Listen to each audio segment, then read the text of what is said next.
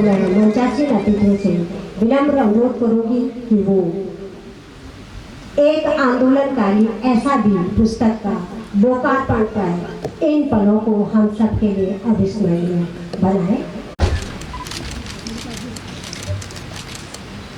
एक मिनट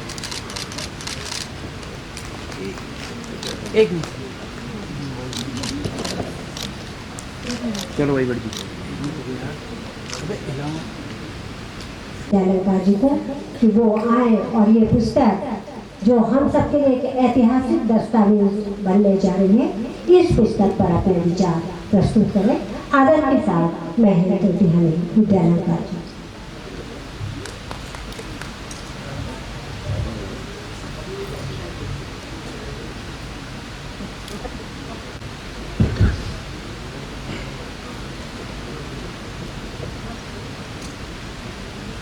भवानी शंकरो वंदे श्रद्धा विश्वास रूपिणो याभ्यां विना न पश्यन्ति सिद्धाः स्वान्तः स्थमीश्वरम् वर्णानामर्थसङ्घानां रसानां छन्दसामपि मंगलानां च कर्तारो वन्दे वाणी विनायकम्।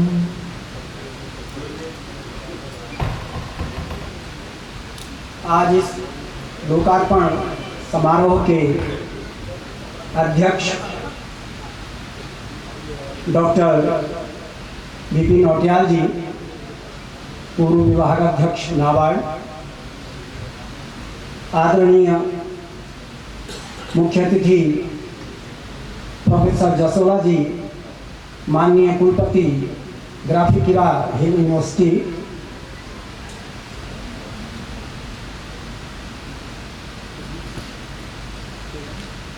हमारे आज के समारोह की विशिष्ट अतिथि हमारे उत्तराखंड की गौरव पद्मश्री डॉक्टर माधुरी बरसवाल जी, वरिष्ठ साहित्यकार आदरणीय डॉक्टर हटवाल जी, डॉक्टर कोटनाला जी और आदरणीय दीदी जुगलान जी, मंच संचालक साहित्यकार बहन बैंजवाल जी और यहाँ पर कार्यक्रम में पधारे हुए सभी सम्मानित आंदोलनकारी विद्वज्जन साहित्यकार, आप सभी को नमन करते हुए मैं सर्वप्रथम मातृशक्ति को नमन कर रहा हूँ। जैसा मैंने मंगलाचरण की पंक्तियों में जो उसको गाने का प्रयास किया था, उसका जो मुख्य ध्येय है वो मातृशक्ति के लिए श्रद्धा विश्वास रूपिणो भवानी शंकरो वंदे श्रद्धा विश्वास रूपिणो।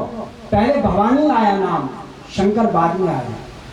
राधे श्याम सीताराम जब भी हम बोलते हैं मातृशक्ति पहले आते हैं।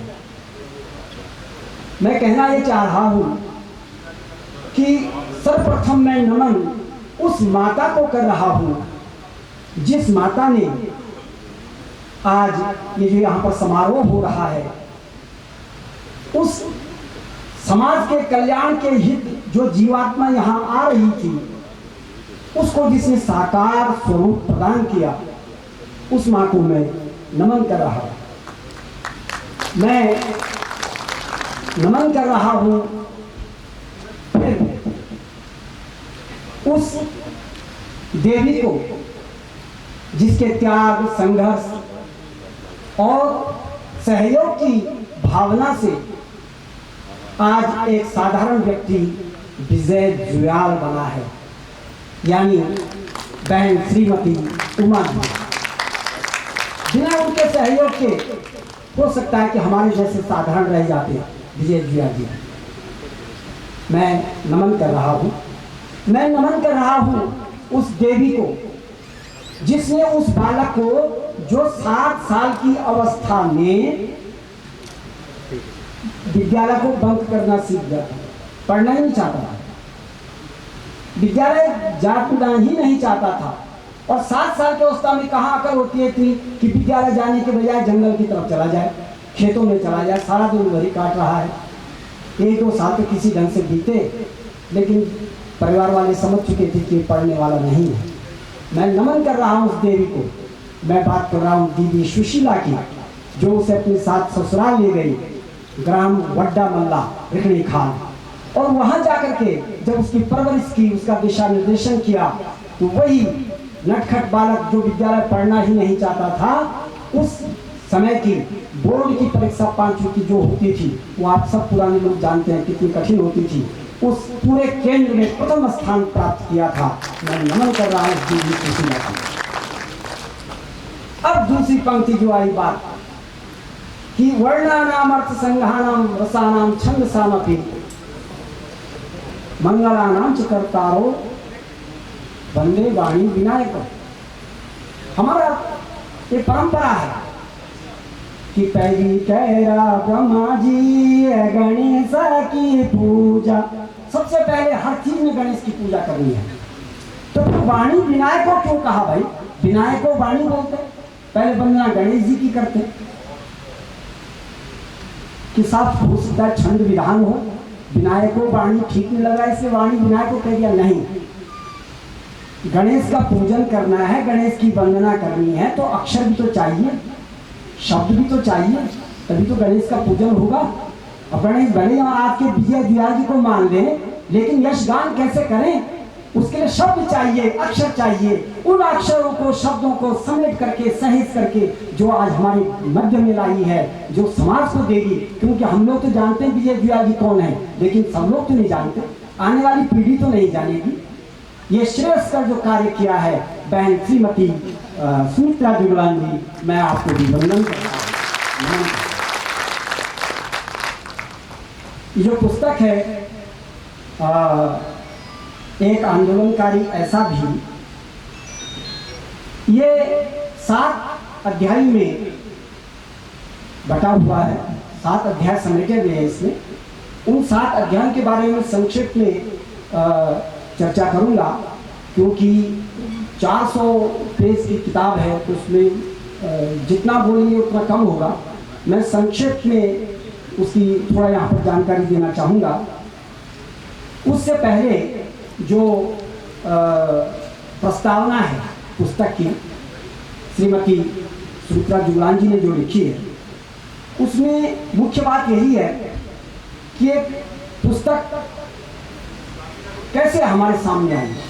कोरोना काल का समय 2020 अप्रैल का महीना, मार्च में लॉकडाउन लगा हुआ था, इधर उधर तो संपर्क हो नहीं पा रहे थे, लेकिन विजय जुयाल ठहरे, वो घर में तो रुक नहीं सकते। वो जो है अपनों के परिचितों के खोज खबर के लिए बेचैन रहते थे। वो पहुंच गए सुमित्रा जुगलान जी के यहाँ। अब उस समय तो समय था, कोई काम नहीं धाम नहीं, तो चर्चा चली, चर्चा आ गई 1995-96 से प्रारंभ लोकतंत्र अभियान। उसमें ग्रामीण भ्रमण, गांव का भ्रमण कैसे किया जुयाल जी ने, ये चर्चा जब शुरू हुई तो सुमित्रा जी, जैसे अभी आदरणीय दीदी पंत जी ने कहा कि संवेदनशील महिला है, वैसे भी साहित्यकार संवेदनाओं का उतारा तो होते ही है। तो उन्होंने जो है सुमित्रा दीदी ने जुयाल जी से चर्चा करनी चाहिए इस बारे में। तो उन्होंने धीरे धीरे जब चर्चा शुरू की, उनको बड़ा आनंद आया। उन्होंने कहा जुयाल जी, ये तो आपके जो अनुभव हैं, ये तो पुस्तक में समेटने लायक है। तो जैसे जुयाल जी बहुत सौम्य मुस्कुराहट, जोर से भी नहीं हंसते लेकिन मुस्कुराते हैं, वो मुस्कुराए थे कि क्या बात करते हो ऐसी? मेरे मेरे बारे में क्या किताब लिखनी है? मैं क्या किताब लिख सकता हूँ? मुझे तो नहीं जानता, न मेरे में एकाग्रता है ऐसी, न कोई ऐसी योग्यता साहित्यकार तो मैं हूँ नहीं। तो दीदी ने कहा कि अगर तुम मेरी सहायता करो तो मैं ये काम करना चाहती हूँ। और फिर जुयाल जी से कि भाई तुमने कहीं डायरी में कुछ लिखा होगा या समय समय पर भेंट वार्ता जब होगी, हमारी भेंट होगी तो वो जानकारी देते रहना। जुयाल जी उसके लिए तैयार हो गए और सुमित्रा दीदी की कलम चलना चाहिए। ये प्रस्तावना है। 2 शब्द विजय जुयाल जी की तरफ से कहे हुए हैं। उन्होंने सहयोग हेतु अपने जो भी इस पूरी यात्रा में सहयोगी रहे हैं उनको याद किया है। विजय जुयाल जी की सबसे बड़ी खासियत यही है कि उनके लिए किसी ने थोड़ा सा भी कभी सहयोग किया होगा उसको कभी भूलते नहीं हैं और प्रकट भी करते हैं सबके सामने। ये इसमें आप जब पुस्तक पढ़ेंगे तो उसमें सब लोगों का, मेरठ के केवल कुमार से लेकर के और चाहे वो रजनीखाल, एकेश्वर, चमोली, उत्तरकाशी, जहाँ जहाँ भी कोई आदमी उनको मिला है उनको उन्होंने जो है याद किया है इस 2 शब्द में। फिर अध्याय शुरू होता है पहला जीवन परिचय। तो जुयाल जी श्रद्धेय श्री सीताराम जुयाल जी और श्रीमती खौलई देवी की तीसरी संतान के रूप में ग्राम मलाना मल्ला जहरीखाल लैंसडाउन के निकट है, वहाँ आपका जन्म हुआ था। और 22 मार्च 1949 को प्राथमिक विद्यालय आपका घेरुआ, जो मैंने कहा कि 1.5-2 साल वहाँ गए वो केवल। उसके बाद दीदी के यहाँ वड्डा मल्ला में और 5वीं कक्षा का जो परीक्षा थी वो पूरे केंद्र में, तब जो है बहुत सारे आप लोग जानते होंगे ब्लॉक की एक ही सामने एक ही केंद्र पर हुआ करती थी परीक्षाएं, उसमें प्रथम स्थान आपने प्राप्त किया। और तब से आपकी पढ़ाई के प्रति आपकी लालसा बढ़ती चली गई। माध्यमिक शिक्षा के लिए आप मेरठ आ गए बड़े भाई के पास। बड़े भाई वहाँ नौकरी करते थे। 8वीं तक उन्होंने वहाँ शिक्षा ग्रहण की और उसके बाद बड़े भाई ने हाथ खड़ा कर दिया। बताओ, 8वीं के बाद कह दिया कि अब मेरे बस का नहीं है, क्या होगा कुछ काम ढूंढो। 15-16 साल का बच्चा क्या काम करेगा। लेकिन विजय जुयाल जी ने 3 रुपया मासिक ट्यूशन पढ़ानी शुरू की। 3 रुपया लेते थे वो, तब उन्होंने ट्यूशन पढ़ाना शुरू किया। और उसके बाद भाई के घर से निकल पड़े। बस यही उनकी खासियत है। संकल्प है तो है, पढ़ना है तो पढ़ना है। अब घर कुछ है नहीं, गांव का लड़का गया हुआ है वहाँ, एक थैले में अपना जो भी सामान रहा होगा छोटा मोटा उसको लेके चल रहे हैं एक मित्र केवल कुमार के घर पर। केवल कुमार के यहाँ रहे कुछ दिन। वहाँ रास्ते में उनको बेगम ब्रिज के पास एक महिला मिली और उस महिला को भी ऐसे व्यक्ति की आवश्यकता थी जो कि उनको थोड़ा सपोर्ट कर सके। बाकी घर में काम करने के लिए तो उनके पास नौकर चाकर थे, लेकिन जो एक पारिवारिक सदस्य की तरह से उनको दवाई वगैरह समय पर दे सके, पानी दे सके। और उनके साथ कुछ दिन रह करके उन्होंने पढ़ाई शुरू की, हाई स्कूल की। और हाई स्कूल जैसे मैंने कहा ट्यूशन भी पढ़ाते रहते थे और उस सोसाइटी में जहाँ रहते थे वहाँ उन्होंने दूध वितरण का काम भी किया। इस तरह से उन्होंने अपनी पढ़ाई जारी रखी। बताइए आप, दूध घर घर जो है वो देते थे। और 19 वर्ष की अवस्था में जब वो हाई स्कूल कर चुके थे तब गांव आए। वहाँ मकान पुराना था, टूटा फूटा, उसको नवनिर्मित करने का संकल्प लिया और चाहते थे कि मैं ये मकान बना करके अपनी माँ को भेंट करूँगा, उपहार दूंगा। लेकिन दुर्भाग्य कहिए इसको कि माता जी 1969 में मकान अधूरा ही था, उनका स्वर्गवास हो गया है। उसके बाद मकान बनने के बाद वापस आए मेरठ और मेरठ में फिर केवल कुमार जो मित्र है उसके यहाँ ठहरे। उनके पिता की सहायता से, सहयोग से रावण लेग गार्ड कंपनी में नौकरी की आपने 150 रुपये महीने पर। विवाह हुआ इनका 1973 में आयुष्मती उमा जी से, ध्यानी परिवार, सिमलधर गांव निखाल के। उसके बाद जुनेजा इंस्टीट्यूट में आपने बम्बई में काम किया और वहाँ बहुत अच्छा काम कर रहे थे, बड़ा अच्छा काम चल रहा था। लेकिन तभी समाचार पत्र पढ़े होंगे या टेलीविजन में समाचार देखा, उत्तराखंड आंदोलन शुरू और विजय जी आज बम्बई छोड़ के देहरादून। अब देहरादून आ गए। देहरादून में विजय पार्क पहले उन्होंने यहाँ कहीं ब्राह्मण वाला की तरफ प्लॉट लिया था, थोड़ी थोड़ी पूंजी जमा करके। तो वो छोटे भाई की शादी के लिए पैसा था नहीं, वो प्लॉट बेच दिया, छोटे भाई की शादी की। फिर विजय पार्क में जो है कोई मुझे नाम ध्यान नहीं आ रहा है, शायद रोशन नाम है, हाँ, उनके सहयोग से उधर जो है फिर विजय पार्क में आप लोग बस गए। उत्तराखंड आंदोलन में आपने भागीदारी शुरू कर दी। अब उसमें भी आपने ये भी सुना होगा कि जिया जी एक आंदोलन में बुरी तरह से घायल भी हुए थे। वो बात आएगी 1996 में, जब अटल बिहारी वाजपेयी जी परेड ग्राउंड में सभा करने वाले थे और उसमें चुनाव का विरोध करने के जो जुलूस जा रहा था, जो विरोध नारेबाजी हो रही थी, उसमें लाठीचार्ज हो गया था और आप बुरी तरह से घायल हुए थे। खैर, इससे पहले जो अध्याय 2 है वो है, उसके बाद अध्याय 2 में उत्तराखंड आंदोलन में योगदान। तो 1995 में जनता मोर्चा का गठन हुआ, आप उसके कोषाध्यक्ष चुने गए थे। और फिर मुख्य बात, जो विजय जुयाल को विजय जुयाल बनाने में सबसे महत्वपूर्ण जो समय है वो है लोकतंत्र अभियान। डॉक्टर कोटनारा, आगे बात आएगी, उसमें कहते हैं जो समितियां हैं, अपने विचार हैं प्रेमी जनों के, उसमें कहते हैं कि आखिर इस व्यक्ति को उकसाया किसने।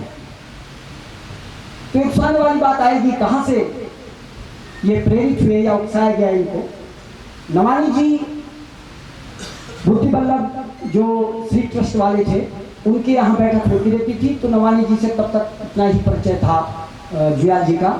एक दिन वो आपका हौजरी के गोदाम में गए 1995 में और वहाँ पर बातचीत हुई कि धात जो है वो लोकतंत्र में भी अब हस्तक्षेप करना चाहती है, तो आप जो है व्यवसायी हैं, हम लोग सब नौकरी वाले हैं धात वाले, तो आप जो है थोड़ा समय दे दें। तो विजय जुयाल जी एकदम से तैयार हो गए और लोकतंत्र अभियान की बागडोर सौंप दी गई विजय जुयाल जी को। उसमें ठाकुर वीर सिंह जी अध्यक्ष बनाए गए और जुयाल जी प्रधान महासचिव। इसके बाद आप जो है ग्रामीण भ्रमण शुरू करने लग गए लोकतंत्र अभियान के तहत। तभी मार्च 11 फरवरी 1996 को कुंजापुरी में महिलाएं धरने पर बैठ गई थी। फिर उत्तराखंड में आंदोलन शुरू हो गए थे। 22 दिन तक ये धरना चला और वहाँ पर इंटेलिजेंस डिपार्टमेंट का कोई आदमी वेश बदल करके वहाँ उनमें सम्मिलित हो गया और इस एक प्रकार से वो धरना किसी तरह से उन्होंने वहाँ से उठवा दिया। घायल भी हुए उसमें लोग। वहाँ से देहरादून आ गई है और फिर मार्च 96 में टपकेश्वर मंदिर में धरना शुरू कर दिया गया था। 21 मार्च 96, हाँ, जो मैं बात कर रहा था, अटल जी की सभा में चुनाव का विरोध किया जिसमें लाठीचार्ज हुआ, जुयाल जी घायल हो गए और फिर रुके नहीं जुयाल जी के कदम, निरंतर आंदोलनरत रहे। अगस्त क्रांति रैली 2 अक्टूबर 97 में पोस्टर के माध्यम से शुरू की गई। नहीं फैसला होगा जब तक जंग रहेगी जारी तब तक, ये नवानी जी के विचार उस पोस्टर में आए थे। आपने 8 अगस्त 97 को पौड़ी में अगस्त क्रांति रैली आपके नेतृत्व में हुई थी और तब बहुत पोस्टर धात के जो लोकतंत्र अभियान के जन जन तक पहुंचे थे। केंद्र ने हमें क्या दिया, सारा हिमालय खाली किया, हमें हमारी धरती दो, हमें हमारा पानी दो।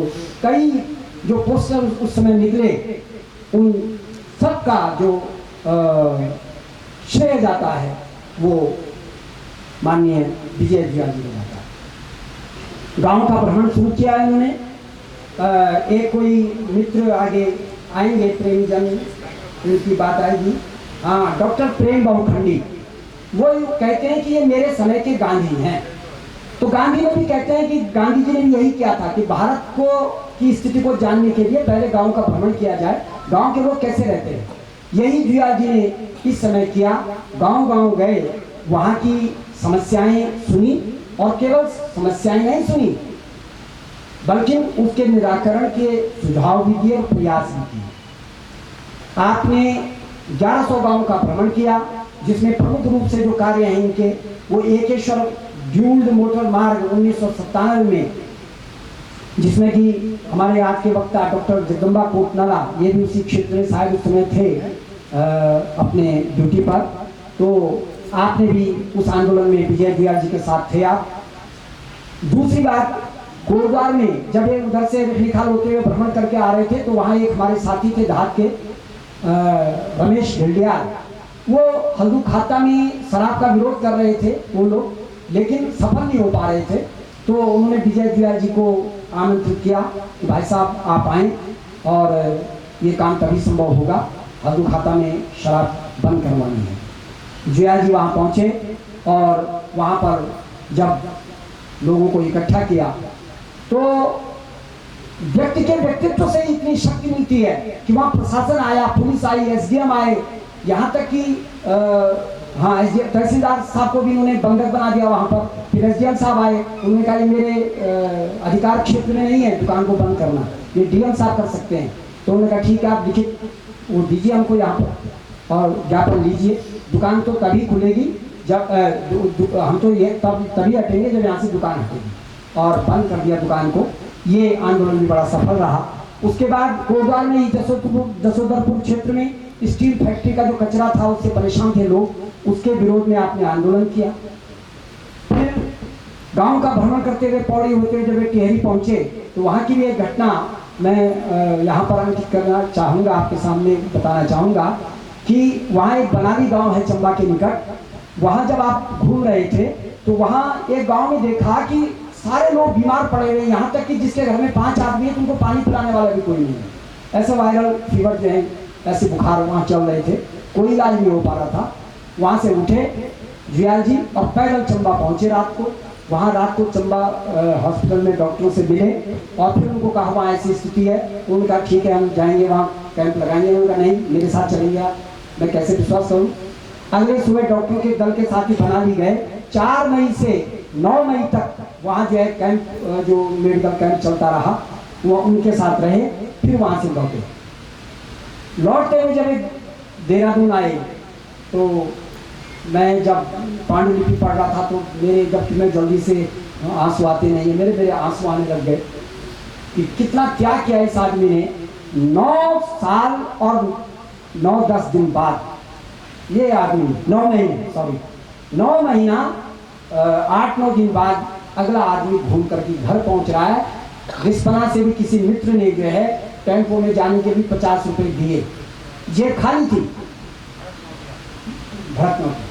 घर जाए तो कैसे जाए, नहीं हिम्मत हुई और चले गए सीधे रणवीर सिंह बिष्ट जी के यहाँ सेलापुर, अपने मित्र के यहाँ। उमा जुयाल जी से कैसे नजरें मिलाएं। वो जो बच्चे हैं विमल, दीपक, बालिका, क्या कहेंगे वो।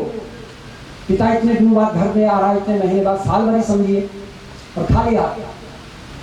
तो बिष्ट जी के यहाँ चले गए। बिष्ट जी ने फोन कर दिया, छिप करके, शायद जुयाल जी को नहीं बताया, दीदी को, उमा दीदी को। वो वहीं चले गए बच्चों सहित। तो फिर वही नजर थोड़ी नीचे की होगी, फिर मंद मंद मुस्कुराए होंगे और किसी ढंग से उनको भेज दिया वापस। रणवीर को कहा मैं तब तक नहीं जाऊंगा घर जब तक आजीविका का कोई प्रबंध नहीं हो जाता। रुके वहीं। अगले दिन उसने कहा, भाई दोस्त ने कहा कि ऐसे थोड़ी होता है, रात रात थोड़ी नौकरी मिल जाएगी, कहीं 3-4 दिन तो लगेंगे, आप आराम से घर जाइए, हम ढूंढते हैं। और फिर वहां से जब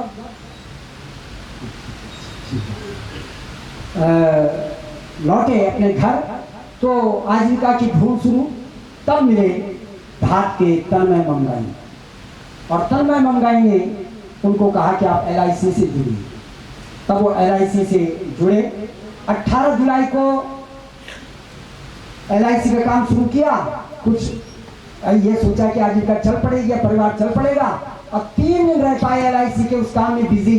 फिर 21 तारीख को 4 दिन बाद 21 जुलाई को पता चला कि श्यामपुर क्षेत्र में वहाँ धरना हो रहा है। वहाँ के क्षेत्रवासियों की बात सामने रखने के लिए ऋषिकेश में SDM ADM का घेराव करने के लिए जुयाजी ऋषिकेश चले गए। अध्याय 3 में कुछ समय राजनीति में है, जिसमें वो बताते हैं कि 22 सितंबर 2001 को उत्तराखंड लोक वाहिनी का किस तरह से गठन हुआ। आपको उसमें संगठन महासचिव चुना गया। बहुत सारे आंदोलन उसके माध्यम से भी किए। 2-3 साल उसमें रहे, लेकिन राजनीति रास नहीं आई। वापस लौट गए फिर अपने आंदोलनकारी स्वभाव में। इसमें श्रीनगर में मुख्य बात कहने की है कि RS टोलिया जी की, मुख्य सचिव जी की अध्यक्षता में वहाँ जो सम्मेलन हुआ था, संगोष्ठी हुई थी उत्तराखंड के स्वतंत्र विकास हेतु, उसमें 10 मिनट का टाइम प्रत्येक वक्ता को दिया जा रहा था। घंटी बज जा रही थी, लेकिन जो जुयाल जी का नंबर आया तो मुख्य सचिव को पता था कि ये आदमी वो है जो धरातल की बात करता है, जो गांव-गांव घूमा है, जिसे वास्तव में समस्याओं के बारे में पता है। तो कोई घंटी ही नहीं बजी जब तक उनका पूरा वक्तव्य पूरा नहीं हुआ। 31 मिनट तक सारे लोगों ने जुयाल जी को सुना। ये आपके कर्मशीलता का उदाहरण है। केदारनाथ आपदा में भी आपने 19 जून 2013 से निरंतर काम किया। आदरणीय तोताराम ढोंडियाल जिज्ञासु जी के साथ आपने उस क्षेत्र का भ्रमण किया। शैक्षिक सहयोग के रूप में जब बच्चों का शैक्षिक सहयोग शुरू हुआ पढ़ाई के लिए, सबसे पहला एक बच्चे का सहयोग विजय जुयाल जी ने दिया, 10,000 रुपये उसके साथ शुरू हुआ। 27 बच्चों को पहले मिला ये, और उसके साथ धात का जो कार्यक्रम आगे बढ़ा, जिसमें कि हमारे पूर्व अध्यक्ष यहाँ पर भी उपस्थित हैं, माननीय आदरणीय श्री व्यास जी। इन लोगों के मदद से कार्यक्रम तेजी से बढ़ा और लक्ष्य रखा गया 175 बच्चों का, जो आज तक चलता चला जा रहा है शैक्षिक सहयोग का। इसका श्रेय भी माननीय जुयाल जी को जाता है। इसके साथ साथ 14-15 जून 2015 में गुप्तकाशी में पुनरुत्थान कार्यशाला हुई, जिसमें कि महिलाओं को स्वरोजगार की जानकारियाँ दी गई। वहाँ पर गोदान वगैरह भी किए गए जुयाल जी के नेतृत्व में। क्या कहते हैं प्रेमीजन, 43 लोगों ने आपके बारे में इस पुस्तक में अपने विचार रखे हैं। मैं बहुत जल्दबाजी में कह रहा हूँ, सबका नाम संभव नहीं होगा। बीना भंडारी जी इन्हें चलता फिरता हिमालय कहते हैं, तो डॉक्टर माधुरी बर्थवाल कहती हैं कि डगमगाती नाव के लिए रोशनी की किरण है जी। आदरणीय दीदी कमला पंत तो बहुत बड़ी बात कह देती हैं कि सादगी पे कौन न मर जाए ए खुदा, लड़ने चले हैं हाथ में हथियार ही नहीं। इस सादगी को नमन जो इनकी ताकत है। सुरेंद्र सिंह पांटी जी आपको गरीबों का मसीहा कहते हैं। प्रेम बहुखंडी जी मेरे समय के गांधी। डॉक्टर कोटनाला कहते हैं किसने उकसाया, उन्होंने आपको बता ही दिया था, उनकी परिस्थितियों ने, गरीबी ने, और सबसे बड़ी बात धात के लोकतंत्र अभियान के लिए लोकेश नवानी जी ने। इस आदमी ने बहुतों को उकसाया, ये आप भी जानते होंगे। तो खैर, लेकिन इसे उकसाना नहीं कहेंगे, इसे जब सदमार्ग पे आदमी चलता है तो इसे कहते हैं प्रेरक, प्रेरणा देते हैं। गुणानंद जखोला जी वरिष्ठ पत्रकार हैं, उन्होंने उमा के त्याग और संघर्ष को सारा श्रेय दिया है। ये वास्तव में बात सही है। और डॉक्टर अरुण कुक्षाल जी शिक्षाविद हैं, वो बहुत अच्छी बात कहते हैं कि विजय जुयाल समाज के उन गिने चुने व्यक्तियों में से हैं जो कि जीवन में मिले अभाव के घावों पर मरहम लगाते हुए जरूरतमंद के कंधे पर हाथ रखते हैं और कहते हैं चिंता मत कर, मैं हूं ना।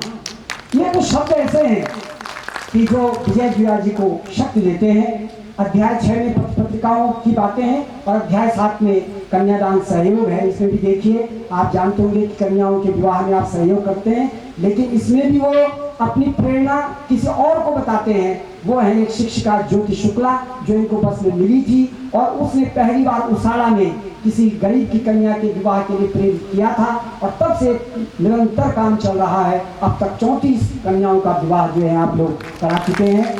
हम नमन करते हैं आपके इस समर्पण के भाव पे। तो अंत में जो है उपसहार में डॉक्टर बीपी नौटियाल जी कहते हैं कि बिना भगवा, बिना पीला हरा सफेद चोला पहने हुए यह गृहस्थ एक सन्यासी है जो कि तत्कालीन जो उस समय के 8 जिले थे उसके 1100 गांवों का भ्रमण करके केवल समस्याएं नहीं सुनी इन्होंने, बल्कि उसके समाधान की उपाय भी सुझाए। समय ज़्यादा हो रहा है, आदरणीय संचालक महोदय का आदेश हो गया है मुझे, तो मैं इन 2 पंक्तियों के साथ अपनी बात को विराम दे रहा हूँ कि यथा धेनु सहस्रेषु बालो गच्छति मातरम तथा पूर्वकृतं कर्मं कर्तारम अनुगच्छति। जिस तरह से हजारों गायों के झुंड में बछड़ा अपनी माँ को ढूंढ ही लेता है और उसके पीछे पीछे चलने लगता है, उसी तरह से पूर्व में किए हुए जो कर्म हैं वही हमारे पीछे पीछे चलते हैं, बाकी कोई नहीं। ये कर्म ही हैं विजय जुयार के, क्या जितने सारे लोग उनके सम्मान में यहाँ पर एकत्र हुए हैं। मैं आपकी समर्पण भाव को नमन करता हूँ। मैं नमन करता हूँ दीदी श्रीमती जुगलान जी को, जिन्होंने ये बहुत बड़ा कार्य, एक प्रकार से समाज कल्याण का ही कार्य है ये, नहीं तो लिखते तो बहुत हैं, लेकिन दीदी ने जो तथ्यपरक ढंग से इस पुस्तक को लिखा है, न तो उसमें कहीं किसी प्रकार की उनकी कल्पना का समावेश है और पांडित्य का प्रदर्शन तो बहुत दूर की बात है, पांडित्य प्रदर्शन तो किया ही नहीं है। बिल्कुल साधारण शब्दों में ये पुस्तक जब हमारे सामने आएगी तो आने वाली पीढ़ी को एक आंदोलन के बारे में जानकारी मिलेगी और उनके मन में भी प्यार और समर्पण की भावना जागृत होगी। बहुत बहुत धन्यवाद।